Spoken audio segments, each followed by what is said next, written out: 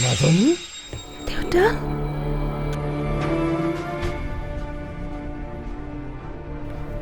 কোন এখেত?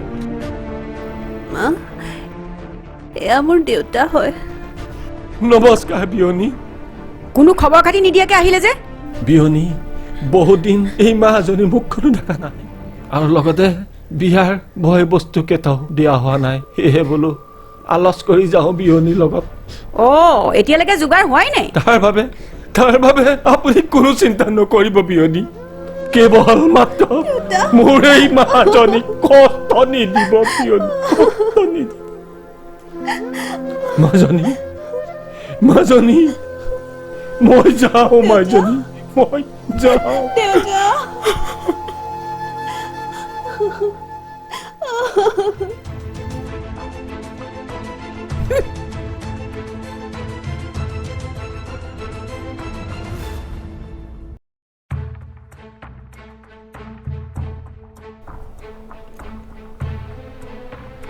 ৰাজা মা এই যে বুঢ়া এজন ওলাই যোৱা দেখিলো, কোন হয়? তৰাৰ দেউতাক হয়। ৰাতি নাহিলা যে? লগৰ এটা ঘৰত পাৰ্টি এটা আছিলে, তাতে থাকি দিলো।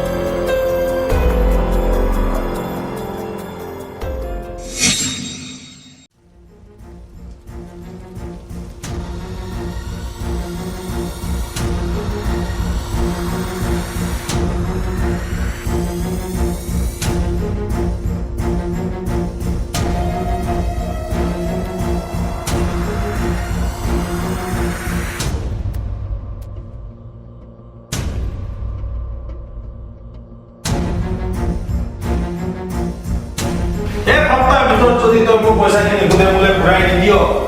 তেতিয়াহ'লে এই টেবুলত এই তাচৰ জেগাত তোৰ লাজ।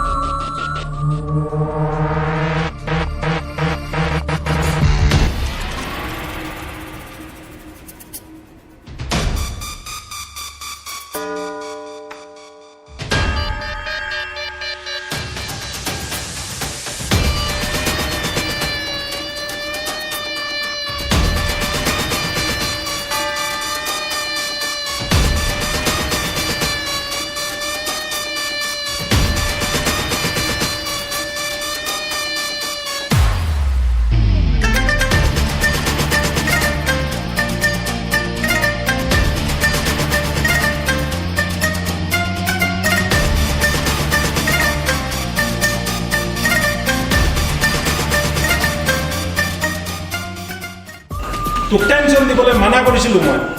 তই কিন্তু মোক টেনশ্যন দিলি। এক সপ্তাহ সময় দিছিলোঁ তোক মই, সেই এক সপ্তাহ তোৰ শেষ হ'ল, গতিকে মৰিবলৈ সাজু হৈ যায়। মা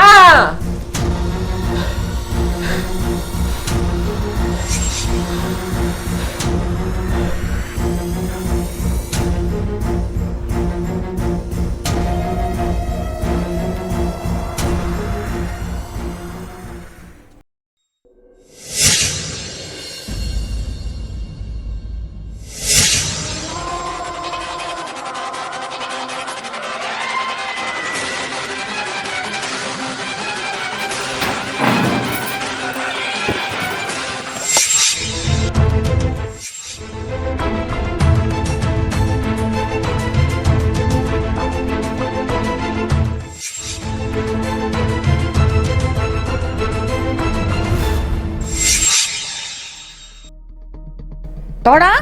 তৰা ও মা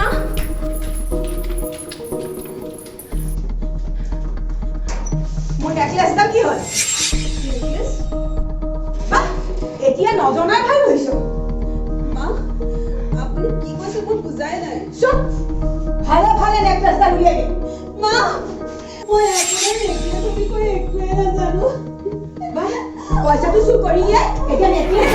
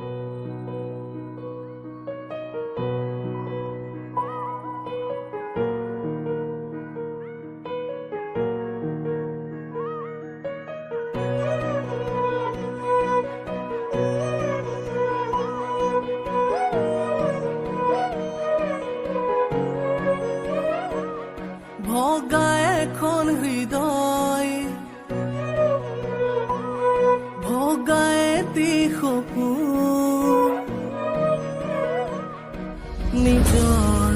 বুলিবলে আজি সেমেকা দুবৰি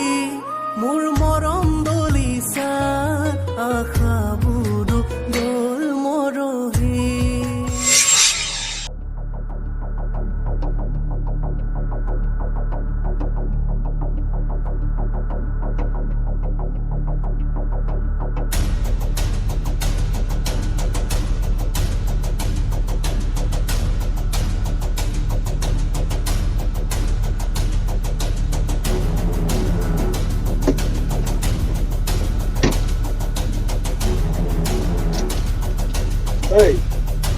তই বছৰ মালখিনি লৈ আছ যে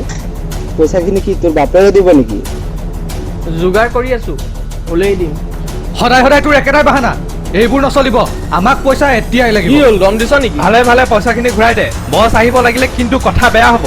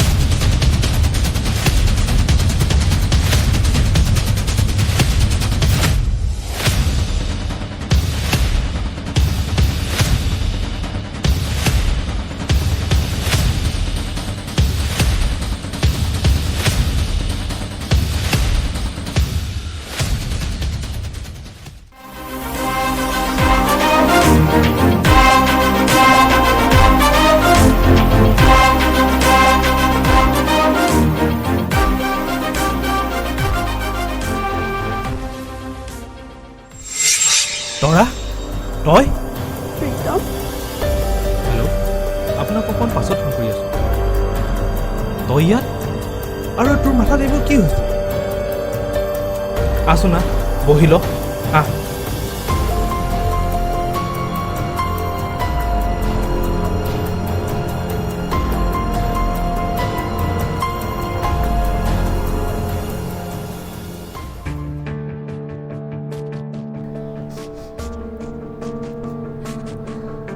পানী অলপ খাই লচোন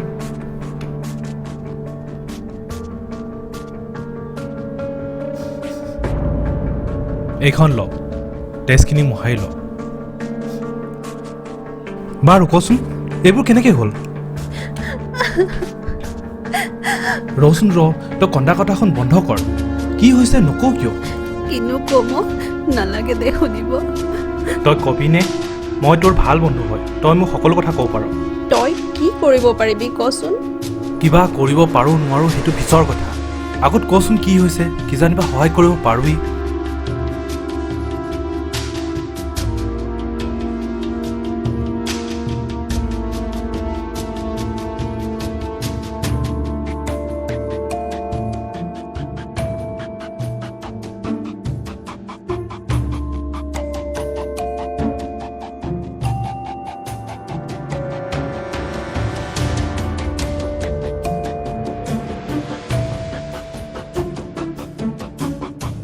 কি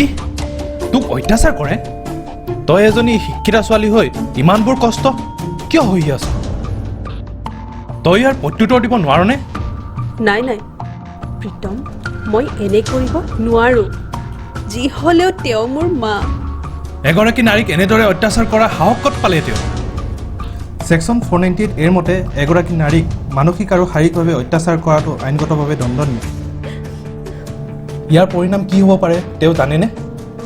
তেওঁ 3 বছৰতকৈ অধিক জেল হ'ব পাৰে বল আমি আইনৰ সহায় লওঁ মই তোক সহায় কৰিম আইনে ইয়াৰ উচিত সিদ্ধান্ত ল'ব নীলৱে এই কথা জানেনে নাই তেওঁ এই বিষয়ে একো নাজানে তেওঁ যদি এই কথা জানে নিশ্চয় তেওঁলোকৰ মাজত হুলস্থুলৰ সৃষ্টি হ'ব মই নিবিচাৰোঁ তেওঁ আৰু তেওঁৰ মাকৰ মাজত বিভেদ অহাটো মানিছোঁ কিন্তু তোক এফালে তই আৰু সিফালে তোৰ শাহু মা বাৰু কি কৰিম ভাবিছ এতিয়া ঘৰলৈ যাম ভাবিছোঁ দেউতাৰ ওচৰলৈ নীলৱক কি বুলি কবি তেওঁতো এইকেইদিন ঘৰতে নাই চাওঁচোন কি হয় বাৰু বল তোক এতিয়া ষ্টেচনলৈ থৈ আহোঁ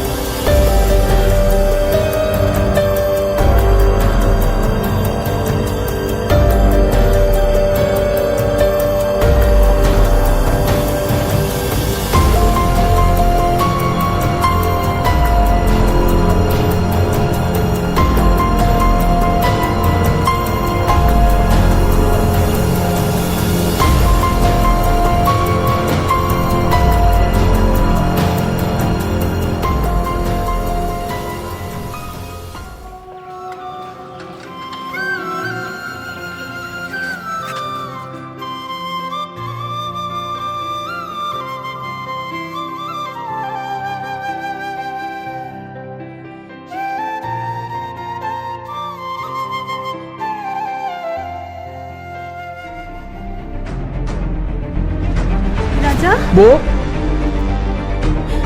কোন তোমালোক এইবোৰ কি হৈছে ঐ কোন তহঁত ইয়াক কেলে খেদি আছ ই সদায় বছৰৰ পৰা মাল লয় আৰু পইচা দিয়া নাই মাল মাল মানে মদ ভাং ড্ৰাগছ এইবোৰ ৰাজা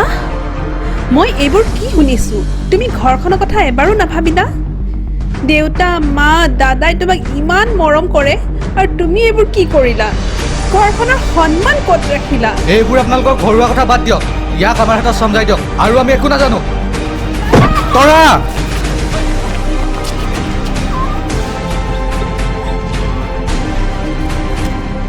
তৰা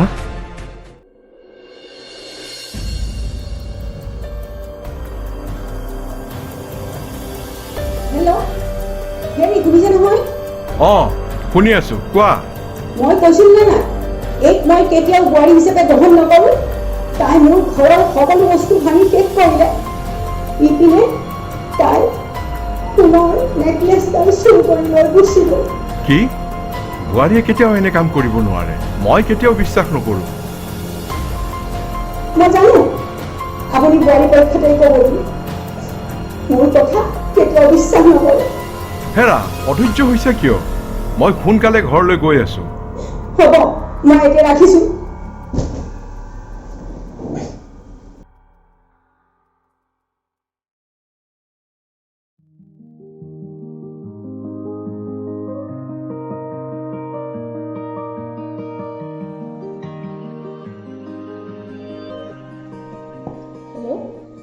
নেকি দেউতা তুমি ক'ত আছা মই ৰুমতে আছোঁ দেউতা তুমি ঘৰলৈ আছো নেপাক কিয় দেউতা কিবা হ'ল নেকি নাই তেনেকৈ একো হোৱা নাই বোৱাৰী হেনো ঘৰৰ পৰা ওলাই গৈছে ময়ো সোনকালে ঘৰলৈ গৈ আছো ঠিক আছে মই এতিয়া ৰাখোঁ ঠিক আছে দিয়া